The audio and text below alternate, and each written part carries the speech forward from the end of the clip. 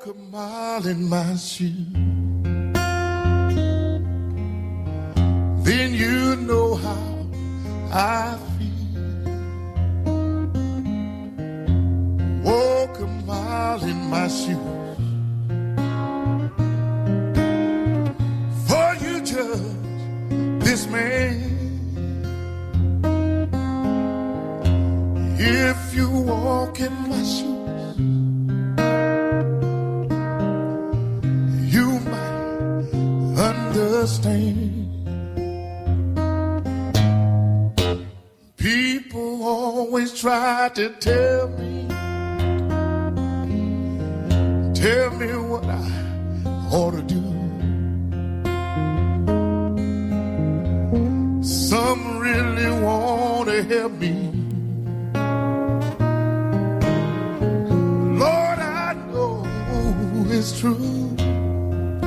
Seguimos con Ramón Lobo comentando algunas de las cuestiones que nos preocupan globalmente, y muchas veces hemos hablado en el programa, hemos denunciado que el cambio climático nos va todavía a estratificar todavía más, ¿no? Los ricos van a ser los únicos que puedan protegerse de este cambio climático que ya nos está afectando. Sí, ya es emergencia casi, ¿no? Vamos a tener más sequías, más inmigración, vamos a tener más guerras producto del agua. Y sí, los que más van a sufrir son los pobres, porque muchos de los terrenos que se van a secar son zonas de agricultura. Son gente que va a tener que huir de sus casas. ¿Qué vamos a hacer con ellos? Y hay una cuestión importante, Ramón, que ya la he mencionado y no sé si lo recuerdas, la entrevista que le hicimos en este programa a Naomi Klein con motivo de la presentación del libro Esto lo cambia todo, el capitalismo contra el clima. La pregunta a hacer es ¿cómo conseguir que los que más contaminan sean los que más paguen? Primero teníamos que conseguir que los que más ganen paguen impuestos y después teníamos que conseguir que los que más contaminan paguen más. Sería una fórmula de alguna forma de concienciar a las empresas contaminantes que no basta hacer publicidad verde para ser verde, sino que habría que tener una conciencia verde y que en lo verde puede haber también negocio. Hace poco un reportaje del New York Times muy bueno sobre Finlandia, cómo pagando impuestos en Finlandia se puede ganar mucho dinero dentro del capitalismo, porque también se puede ganar dinero siendo verde y respetando el ambiente. Una de las cosas que quizá deberíamos hacer es concienciarnos que este cambio climático nos va a llevar a un cambio de modelo y que eso va a tener unos costes, y que más allá de las manifestaciones y los gestos simbólicos o cotidianos, esos que decían, ¿no?, de que un gesto pequeño puede cambiar, de mucha gente pequeña cambia cosas. Pero esta semana el responsable de Exteriores de la Unión Europea, nuestro amigo Josep Borrell, hacía unas declaraciones que yo creo que debería hacernos reflexionar a todos, más allá de la crítica que podemos hacerle a la conveniencia o al momento de hacerlas. Vamos a recordarlas. Porque está muy bien salir a manifestarse por el cambio climático hasta que no te pidan que contribuyas a pagarlo. Porque a mí me gustaría saber si los jóvenes que salen a manifestarse en las calles de Berlín para que se tomen medidas para luchar contra el cambio climático son conscientes de lo que les van a costar esas medidas y si están dispuestos a rebajar su nivel de vida para compensar a los mineros polacos que, si luchamos contra el cambio climático de verdad, se van a quedar en el paro y habrá que subsidiarles. Yo hoy tengo de todo. Por una parte, creo que no es un problema solo de los jóvenes. Yo creo que es muy fácil ir a por los jóvenes. ¿Por qué no vamos a por las empresas? ¿O por qué no vamos a por los gobiernos? ¿O por qué no vamos a por los políticos o los responsables de la Comunidad Europea? Pero sí es cierto que todos tenemos que ser conscientes que pasar a ser una economía mucho más verde sí va a tener costes, y que nosotros tenemos una actitud contaminante todo el día, desde que nos levantamos, la cantidad de agua que usamos en los váteres, en las duchas, lo que compramos, lo que consumimos, todo eso requiere un cambio radical en la forma de pensar. Pero claro, no solo se consigue desde los jóvenes en la calle, también tienen que ser los gobiernos, los medios de comunicación. Tenemos que buscar fórmulas para concienciar a la gente cómo podemos contribuir cada uno de nosotros a la mejora de la situación. El hambre y la pobreza están muy vinculadas con el deterioro del planeta, y así lo denuncia el misionero redentorista y sacerdote colombiano Alberto Franco. Estos días nos está visitando en Madrid presentando la campaña de Manos Unidas. Quien más sufre el maltrato del planeta no eres tú. Alberto Franco, ¿qué tal? Buenos días. Buenos días, me alegra mucho poder compartir con ustedes. Además, porque con frecuencia los domingos me despierto en Colombia con su ¿Ah, sí? Sí. Qué bueno. Con los buenos días. Muy bien. Alberto, sus padres fueron campesinos que ya lucharon para mejorar las condiciones de vida de los campesinos de su país. ¿Qué aprendió de ellos? Pues yo aprendí dos cosas muy importantes. Una, la preocupación por la justicia, que podríamos llamar hoy justicia de género, por la preocupación porque estuvieran mis hermanas primero, que podemos llamar justicia por la exigencia de respeto a los campesinos, que podríamos llamar justicia en el sentido de mejorar las condiciones por los acueductos, por todas estas cosas básicas, y por otro lado, un cuidado de la tierra y un trato a la tierra muy respetuoso, en un ambiente todavía donde pues se hablaba de civilizar montañas como derribar montañas y acabar montañas. Uh-huh. Después usted vive en Colombia. Colombia hay campesinos y hay una población indígena muy fuerte, igual que en Centroamérica, donde la vinculación con la tierra es mucho más que económica, es casi espiritual. Para estos campesinos perder la tierra es perder lo que son.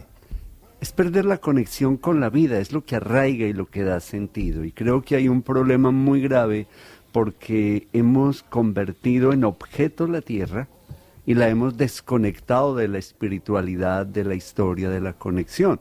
Entonces la hemos convertido, para mucha gente es un pedazo que da igual un pedazo de tierra aquí, otro allá. En cambio, para una comunidad indígena, una comunidad afro, donde han enterrado su ombligo en ella, donde se ha establecido una relación con el paisaje y con ella, es parte de la vida. Denuncia precisamente la presión de las grandes multinacionales sobre las tierras de los indígenas. ¿Estamos ante una nueva colonización? Yo creo que estamos en una etapa de una colonización profunda que ya no es solo que es mental, que es espiritual, que es de muchos lados, y una colonización, conecto con lo que venían hablando, que desconoce que todo está conectado. El Papa Francisco insiste en que todo está conectado. Cuando yo escuchaba ahora hablar del coronavirus y hablar de todo lo que se esconde bajo ciertas propagandas, y empiezo a pensar, ¿cuándo caemos en la cuenta que envenenar el aire en una parte del mundo afecta a la salud? Uh-huh. Que envenenar el agua afecta a la salud, que contaminar los ríos afecta a la salud, y entonces descubrió una lógica muy complicada que la llamaron en el Sínodo de la Amazonía, decía el documento de conclusión, detrás de todo esto, de la destrucción de la madre tierra y de pueblos enteros, están intereses económicos y políticos de sectores dominantes en complicidad con gobernantes locales. O sea, hay una lógica que nos está llevando por un precipicio.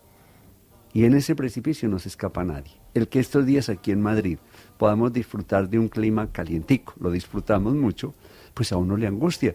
Porque ya me contaron que están haciendo brotes en los árboles, y claro, cuando baja el clima, esos brotes se queman y se genera un daño. Pero eso mismo está pasando en otros lados del mundo. Entonces, detrás de eso hay una lógica, y por eso a mí me impactó mucho en estos días que me encontraba con una frase de Gus Spent, que es un científico de estos temas ambientales, y él decía, yo antes pensaba como científico que el cambio climático era una cuestión de ciencia, y que era una cuestión del colapso de los ecosistemas, que era una cuestión de la biodiversidad, y con 30 años de buena ciencia eso se cambiaba. Dice, ahora descubro que no, que esto es un cambio, que los problemas climáticos de fondo son el egoísmo, la codicia y la apatía.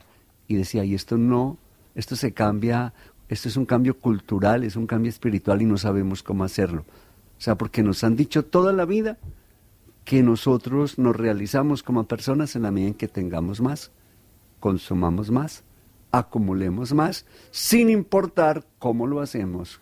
Y aquí hay dos grandes bloques: cómo lo hacemos con el planeta y cómo lo hacemos con seres humanos. Es claro, cuando hablabas de Colombia, cuando me cuentan que van a estar hablando periodistas, pues lo que tenemos que decir es que ha habido un desplazamiento brutal en Colombia, que a veces pasa silenciado. Se dice, somos el primer país del mundo en desplazamiento interno, y que a esas personas desplazadas le robaron más de 8 millones de hectáreas de tierra. Son campesinos que... Eran indígenas, campesinos, afros, que los desarraigaron, los arrancaron de sus tierras, Y entonces los llevaron a las ciudades y a engrosar todos los cinturones de miseria, o a vivir toda la vida en un silencio profundo para no contar que vienen desplazados. Y luego, ¿qué encontramos? Que esas tierras hay grandes proyectos mineros, grandes proyectos de agroindustria, grandes proyectos de infraestructura, de sectores que son, entre comillas, muy buena gente. Que pues, eso es lo que a veces indigna. Y tienen ustedes un proceso de paz en el que están muriendo todos los defensores de los derechos humanos, de las mujeres, de la tierra. Claro, son las primeras víctimas de los gobiernos. Claro, entonces mira, este año llevamos prácticamente un líder social por día asesinado. Y entonces aparece luego disculpas y discursos que vamos a investigar, pero no hay una política seria y responsable de decir, venga, la vida se defiende por encima de todo. Van 6 personas, miembros de las FARC, que estaban cumpliendo los acuerdos comprometidos con ellas, y entonces asesinadas este año. Y una angustia muy grande, porque uno siente que detrás de esto hay un sector del poder de muy buena cara y con las manos manchadas en sangre, y le tienen el pánico a la verdad, el pánico a la verdad. Y por eso, pues claro, campañas como esta, donde empiezan a decir, oiga, es que hay empobrecimiento, hay muerte por hambre, hay muerte por contaminación, hay muerte, pero esto tiene que abordarse globalmente, porque creo que, por ejemplo, la comunidad internacional ha jugado un papel muy importante, tanto en el proceso de paz, que por otro lado ha salvado muchas vidas. O sea, un ejemplo sencillo, el ejército hacía 500 misiones al año para actuar, misiones médicas con sus miembros. Hubo un año que solo habían 3.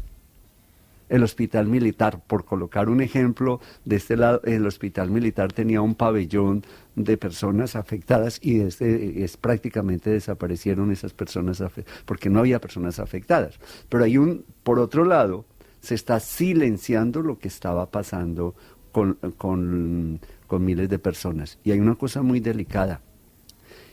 Se quiere imponer una lógica del negacionismo de la violencia en Colombia, negacionismo del conflicto armado, negacionismo del cambio climático, negacionismo de las responsabilidades grandes en el cambio climático. A nivel internacional comentaban ustedes ahora el tema de China, el de Estados Unidos, pero también pasa a nivel local. Y entonces, claro, esto es una cosa que toca... Antes decía el doctor en finanzas, decía que estamos en una de las eras de mayor estupidez humana, porque todo esto que está contando es de una lógica aplastante y nos afecta a todos. Es como negar que se controle la contaminación en las ciudades. Es estúpido porque el aire lo respiramos todos. Sí, la estupidez además nosotros en Madrid la sufrimos más, porque tenemos una presidenta de la comunidad que niega que la contaminación mate, y del alcalde habla el celu en la chirigota que menciona al principio, ya le menciona al alcalde de Madrid. Sí, hay un problema de negacionismo mundial, porque en Estados Unidos se niega también el clima, el cambio del clima. En Australia, que con los incendios que han tenido, es una evidencia. Y como estamos diciendo, ya hay muchos científicos que dicen que no tenemos que decir cambio climático, tenemos que decir alarma o emergencia climática. 11.000 científicos ahora en la COP de Madrid dijeron aquí el indecible, ¿cómo es? El indecible sufrimiento, o el sufrimiento que se avecina. Entonces creo que esas conexiones son muy importantes, y es importante lo que se puede hacer para tomar conciencia de que esto no es un problema muy lejano. Quien más sufre el maltrato del planeta no eres tú. A una campaña de Manos Unidas que nos está presentando Alberto Franco, misionero redentorista, sacerdote colombiano, y que ha querido venir a ponernos sobre la mesa eso, ¿no? Que lo sufrimos todos, pero que hay gente que se la está jugando por defender su entorno, defender su hábitat, pero también por defender esa lucha por el cambio climático. Muchísimas gracias por acercarse a la radio esta mañana y contárnoslo. Y me alegro darle los buenos días cara a cara hoy. Bueno, pues muchísimas gracias a ustedes. Un saludo especial para las oyentes y los oyentes. Que estemos atentos siempre, que lo pequeño o grande que hagamos aquí tiene repercusiones allá, y que lo que hacemos allá tiene repercusiones aquí, positivas o negativas, porque este es un solo mundo y una sola familia humana con gente muy diversa en muchos lugares, pero que a la final estamos conectados. Pues muchísimas gracias, Alberto. En unos minutos vamos a volver y volveremos hablando también en el programa sobre precisamente la gente que se la juega para denunciar, periodistas que denuncian situaciones pues de desapariciones, de narco, de corrupción, gente que hace su oficio y que por ello se juega la vida. Gracias, Ramón. Adiós. Muchas gracias. Un besito. Chao. To sing or not to sing, to swing or not to swing. Hell, he fills up the silence like a chalk on the wall. Fuck all those perfect people.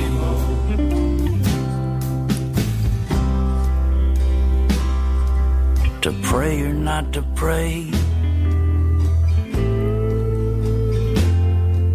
to sway or not to sway. Jesus died for something or nothing at all. Fuck all those perfect people. Sleepy eyes waltzing through. I'm not talking